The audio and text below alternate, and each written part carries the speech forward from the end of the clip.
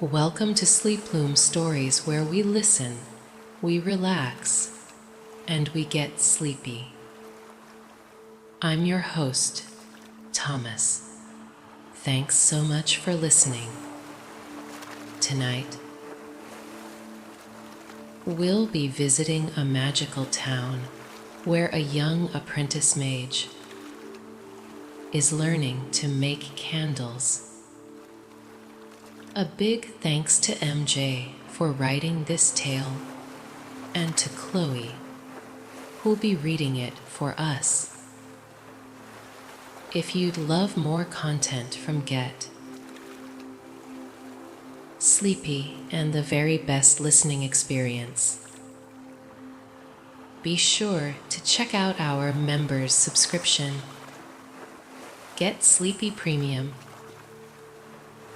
Tomorrow night in our weekly premium bonus episode, we'll join a man named Yuto for a day of adventure as he paraglides through the skies high above the island of Tannerf. I'll be reading that one. So, I hope to speak to you tomorrow night to find out more about all the perks of being a Get Sleepy Premium member, like ad-free listening, early access to episodes, discount on merchandise, and plenty more. Just visit the link in the description. Thank you so much for your support. Relaxation before sleep. Now then, before we begin our story in a special magical place, we'll wait for the sun to rise over the town. So, make sure you're comfortable. Take a couple of slow, deep breaths, enjoying the calming release of the exhale. And once you're settled, imagine a picturesque town with cobblestone streets and beautiful little cottages and shops. An orange light begins to rise in the east with the warm embrace of the morning sun. The coolness of the night is chased away. Gentle light bathes the little town.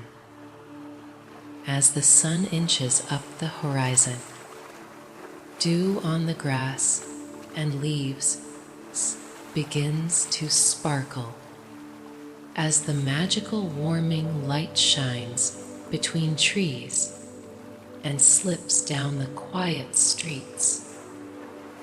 Wisps of fog dance and disappear.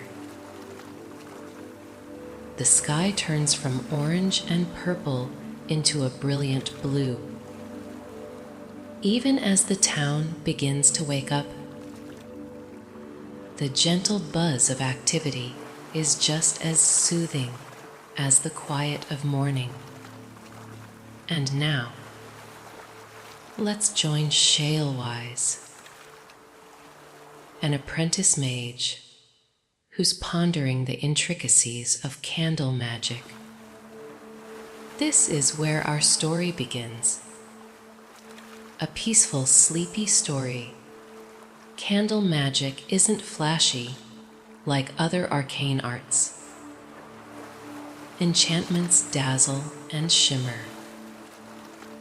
Elemental magic sparks and whizzes, and transformation magic snaps.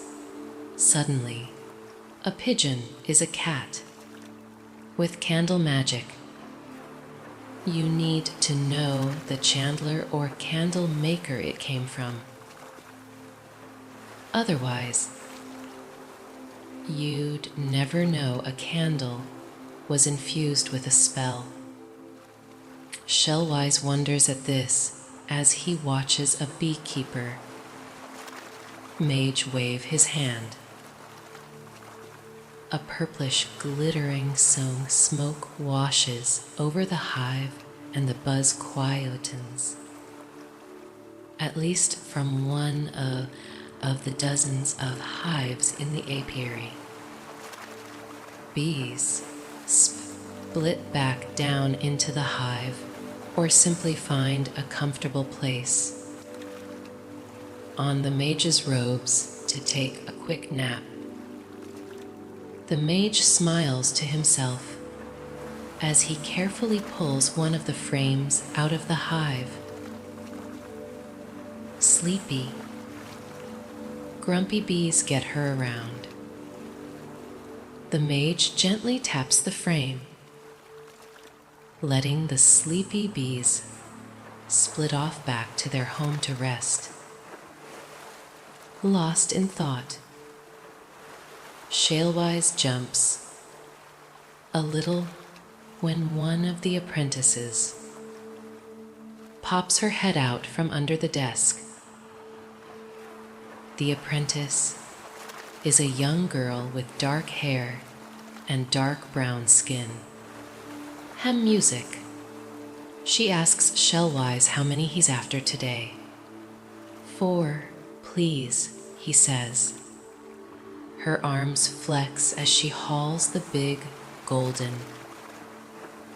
yellow bars of wax down off a shelf one at a time.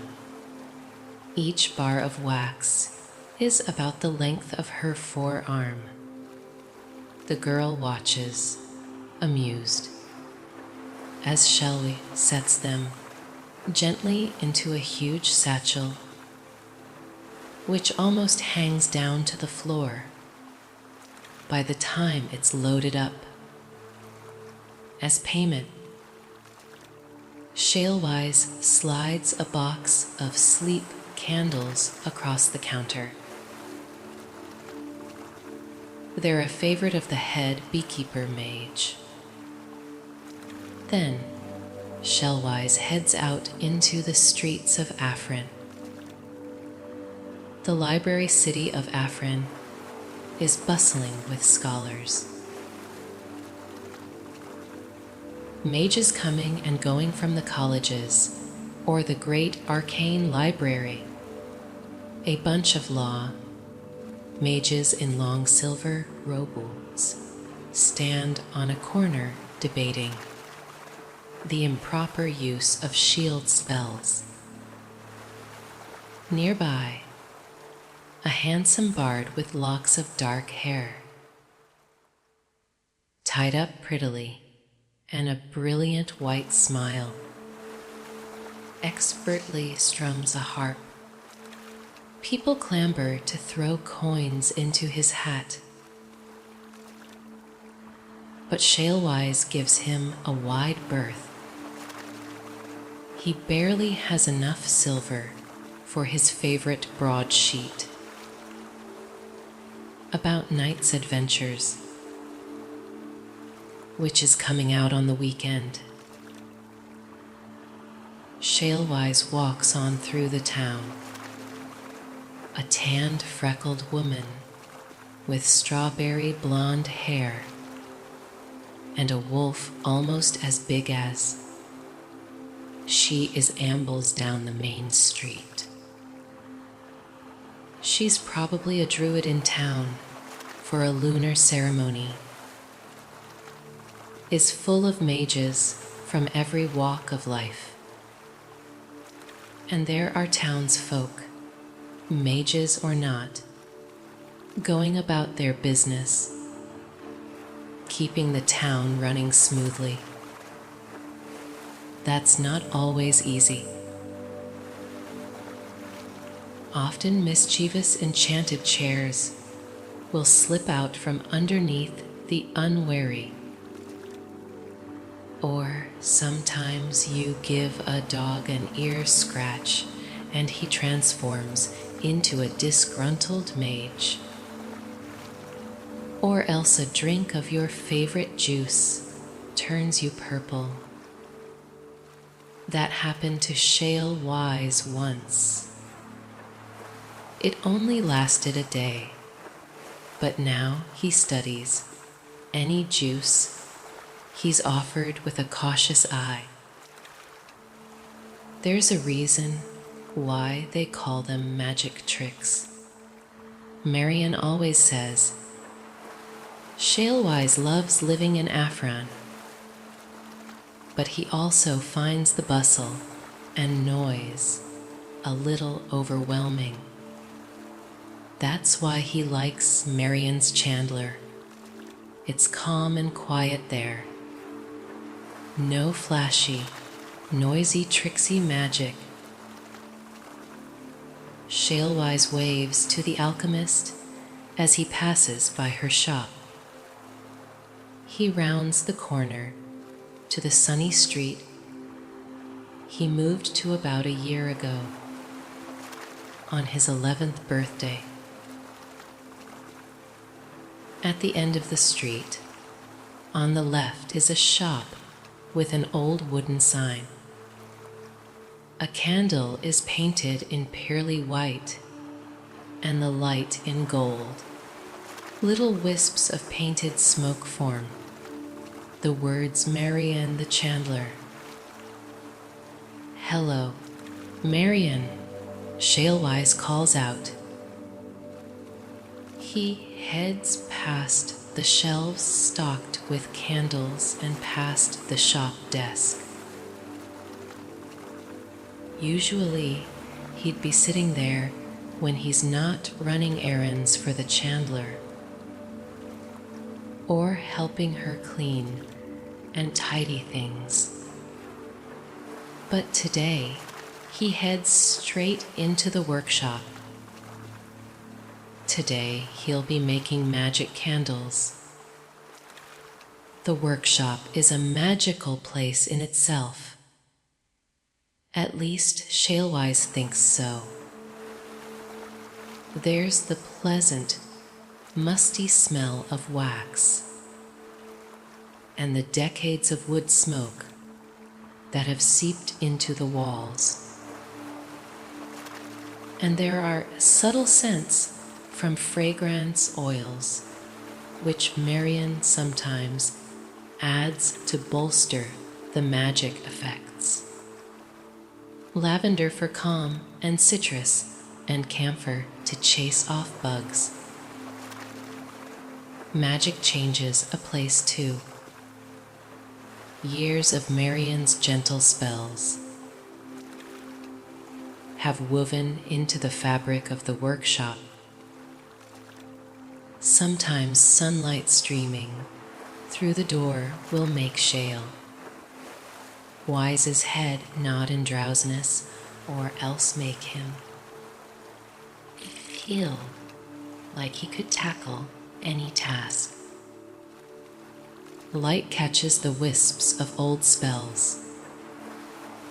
By the time Marian has toted in, Shalewise is already stoking the fire in the enormous hearth. The brick-lined hearth is big enough that he can stand inside it when there's not a fire lit. Of course, Marian's lavender robes swish as she pulls her snow white hair up into a messy bun. She gives Shalewise a gentle pat on the head, then grabs the kettle off the shelf. On the same shelf is a big cauldron, which Shalewise hauls down. Marian claims the big cast iron cauldron is as old as she is. It's got small dents along the rim, and the handle's been used so much that the coating has flaked off to reveal the cool gray metal beneath. The inside is shiny from use, while the outside is scarred and mottled from age. It's big enough that Shalewise has to cradle it in both arms, and waddle over to the hearth where he lowers the thick handle onto its holder. When the kettle's boiled, Marian pours them both a cup of fragrant chamomile. Shalewise has to suppress a smile as he watches Marian's thin,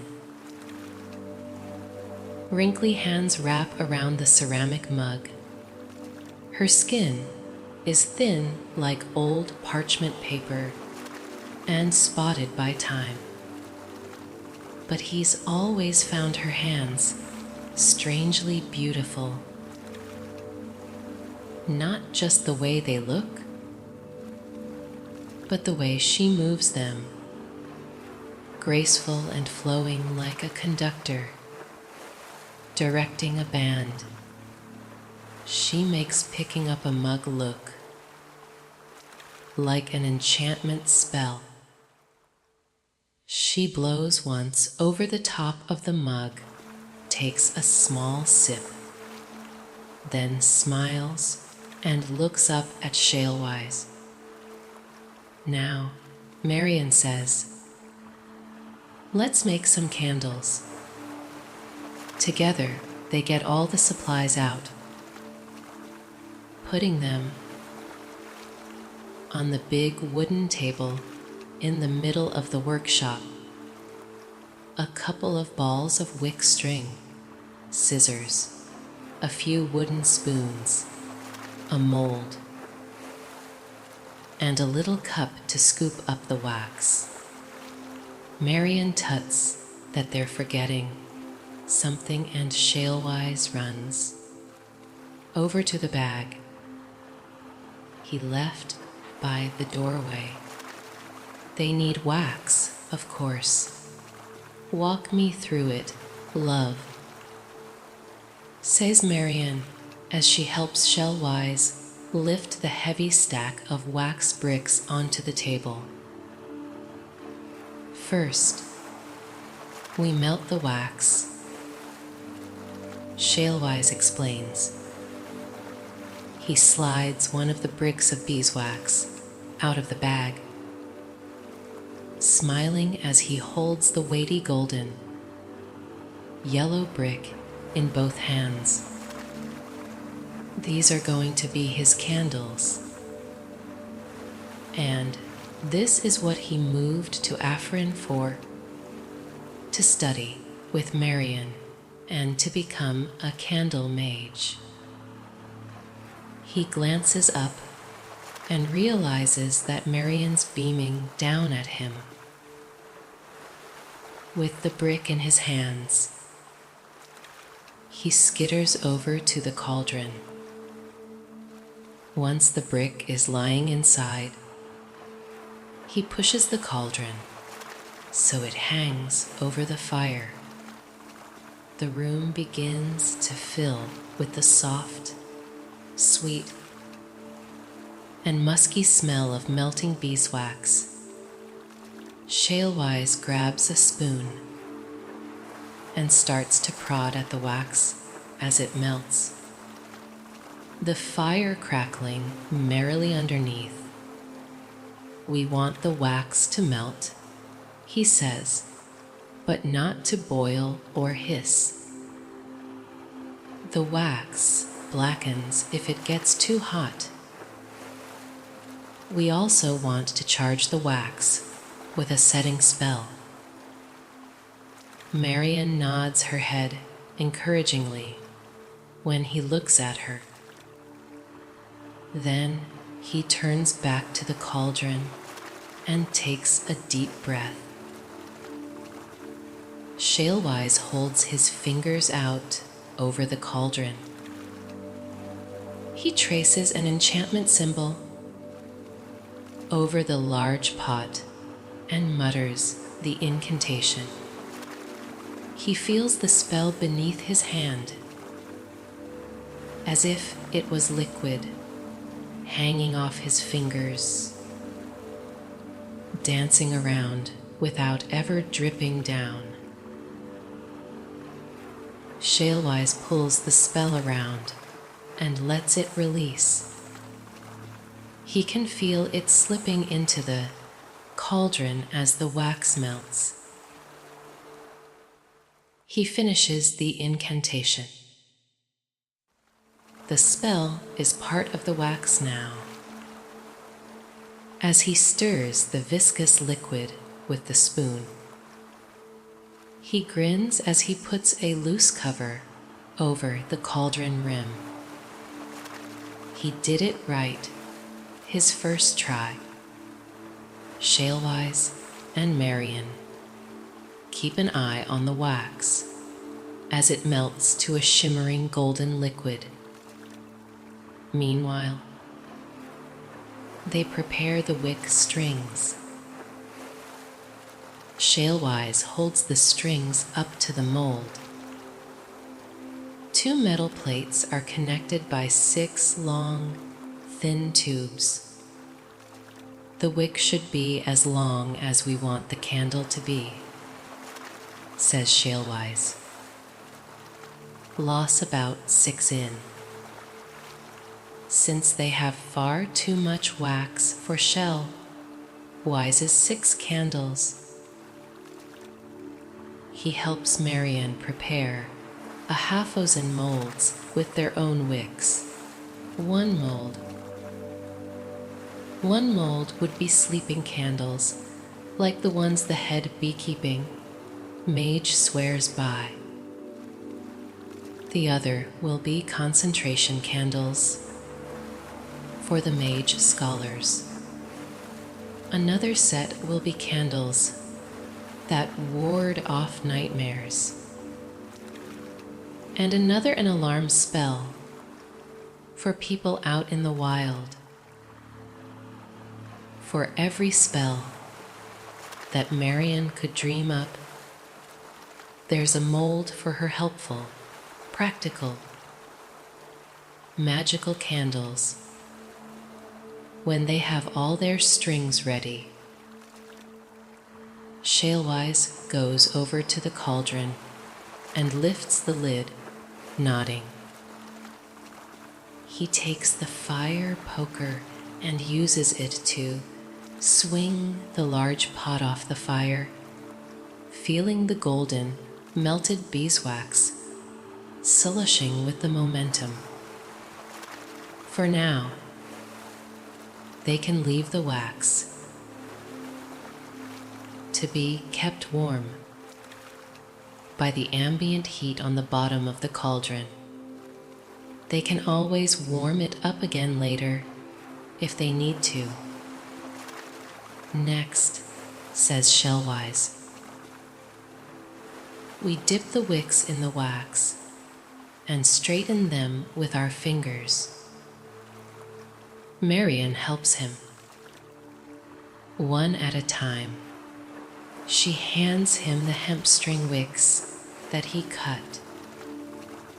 Shalewise carefully lowers the wicks into the pot, letting the thick liquid coat them in wax while leaving the ends dry. Her music. Next. Good. They lay the wicks down on some cheesecloth, which covers the big wooden table, and they make sure the wax-coated string is nice and straight. Then, Shalewise helps Marian do the same thing with the dozens of wicks she's prepared.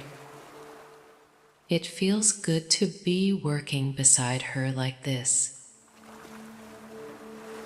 He spent the last year mostly running errands, helping her clean, preparing the materials, and keeping shop. Now he'll be able to help her with the simpler magic candles as he learns more and more about how to be a candle mage. Thank you, dear, says Marian. What's next? Shalewise reverently picks up the mold he's going to be using. The mold is open on one end with 6 holes that he'll be pouring the wax into. The other end has much smaller openings, barely large enough to spool the wicks through. Now we're going to string the wicks through the bottom of the mold and tie them off. Shalewise explains. He picks up the first wick, expertly slipping it through the small hole at the bottom. Once he's made sure there's some extra length coming out the top opening, he ties off the string. Then he picks up a little chunk of partially melted beeswax that dripped onto the cheesecloth. He runs it between his fingers until it's soft and moldable. And now he says, we seal the bottom with balls of wax, with some sticks from Marian's garden. Good. They tie the other end of the wicks coming up through the top. The sticks are used to hold the wicks straight. Shalewise needs a little help to make sure they're taut. Then he helps Marian do the same with her molds.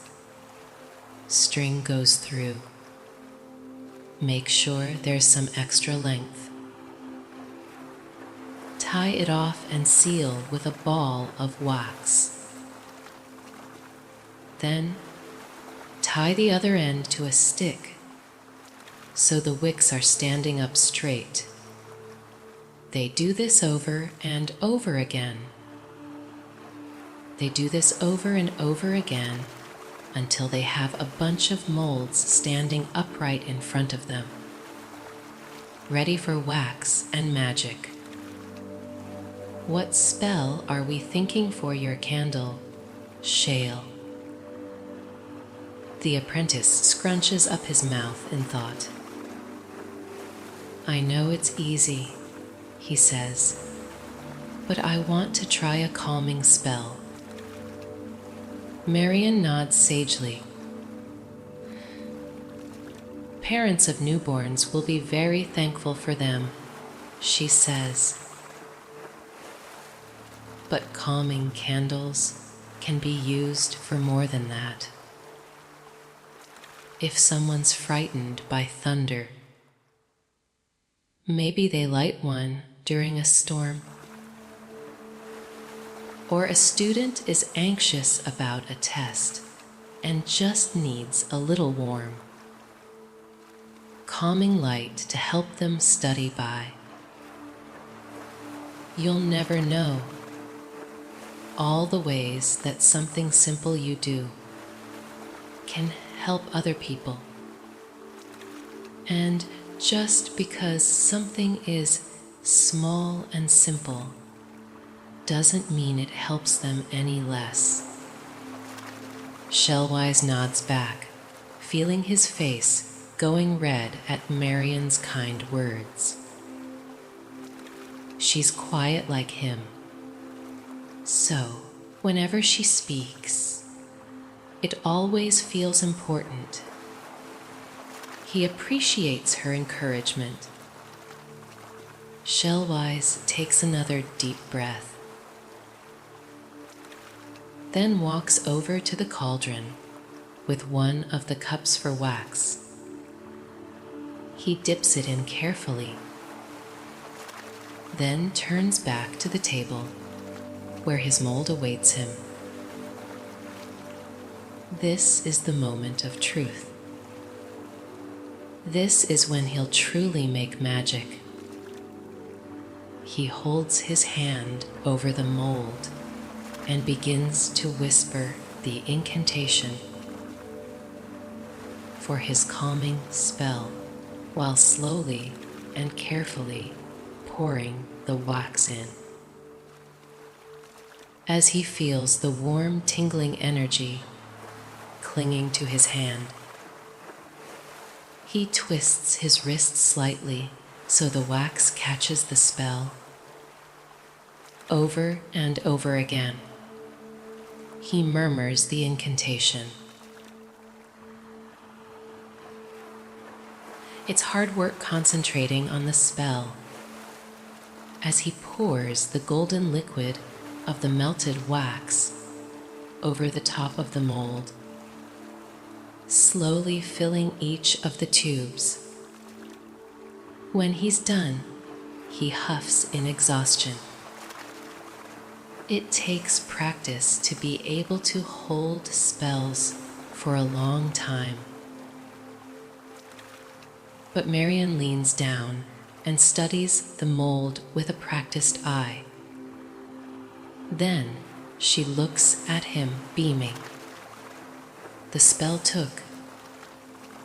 He's tired, but can barely contain his excitement. Except they now have to wait for the wax to dry before they can finish the candles. So Shalewise helps Marian with her line of molds. She makes it look easy. One hand drawing symbols in the air above the molds as she whispers the incantations in her quiet sing-song voice. Shalewise runs back and forth between the cauldron and Marian. He makes sure she always has a fresh cup of melted wax, ready to be poured into the molds as she casts her spells. Finally, she finishes the last, and they both let out a contented sigh. Marian says, "It's time for lunch." When they return from sharing sandwiches in the garden, the candles are ready for the next step. Normally, it would take the whole day just to wait for the wax to settle. But they're helped along by a little enchantment on each of the molds, which makes the work slightly quicker. Shalewise stokes the fire again, tossing on a couple of fresh logs. He hauls the cauldron back over the fire until the remaining wax melts. Then they do another round on each of the molds to fill in any hollow centers. Since the wax runs down the sides of the molds and begins cooling instantly, there's sometimes a little hollow space to be filled up by more wax, more cups of liquid gold, more incantations, and then Marian coaches Shalewise through the final incantation to seal the spell into the candle, only to be activated by the gentle burn of a flame. Then he watches her do the same with hers. His whole body is exhausted, but he feels the warm, buoyant feeling of accomplishment. Her music, he did it. He made his first batch of magical candles. By the time they're done, the sky outside is changing from blue to orange and pink. This calls for a cup of tea Marian says as she grabs the kettle. Shalewise doesn't know if he'll be able to stay awake long enough to enjoy it as he's worn out by the work and concentration. But he washes out their mugs from earlier and brings her the tea strainers. They carefully cut the knots on the end of Shalweis's mold. Then Marian uses the leftover hot water from the kettle to fill a big bowl. Shalewise lowers the mold into the water and counts to 30. Then he sets the mold down and gently, delicately pulls out the candles. They've been softened slightly by the hot water. He lays the candles out on the table, smiling from ear to ear. But before we enjoy some tea, says Marian, I would like to be your first customer. She places a coin in Shalwise's hand. He looks at it, then looks up at her and throws himself against her in a tight hug, tears of happiness swelling in his eyes. She places his candle on a holder, and he carries their mugs out to the garden. Normally Shalewise loves reading his magic theory out here. Good. The small patio with a couple of comfortable outdoor chairs looks out over the river that runs through town. The bustle of Afrion feels gentler as magical lamps begin to flare to life in the dusk, bathing the town in a soft twilight glow. As Marian lights one of Shalewise's magic candles, he feels a calming, subtle warmth wash over his body. He slowly lifts the cup of tea, blows across it once, takes a sip, and then sets it down, feeling his head nodding to his chest. The last thing he remembers is smiling drowsily when Marian tells him that he's a candle mage now. Shalewise the Chandler